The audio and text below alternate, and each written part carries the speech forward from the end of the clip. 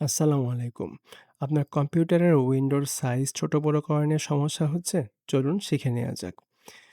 যদি আপনি উইন্ডোকে ডানে অথবা বামের দিকে ছোট বড় করতে চান, তাহলে আপনাকে ডান অথবা বাম যেকোনো একদিকের কিনারে মাউস নিয়ে যেতে হবে।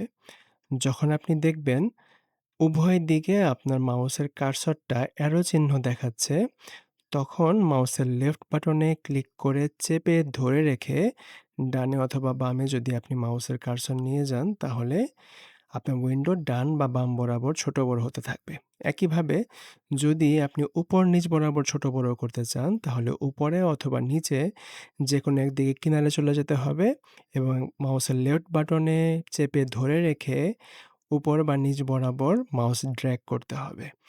আর যদি আপনি একই সাথে উপরে নিচে বা ডান বামে দুদিকে ছোট বড় করতে চান, তাহলে আপনাকে আপনার উইন্ডোর একদম কোণার দিকে চলে যেতে হবে। যখন আপনি আড়াআড়ি অ্যারো চিহ্ন দেখতে পারবেন ২ দিকে, তখন আপনি মাউসের লেফট বাটনে প্রেস করে চেপে ধরে যদি ড্র্যাগ করেন, তাহলে আপনি উপরে নিচে এবং ডানে বামে ২ দিকে ছোট বড় করতে পারছেন একই সাথে।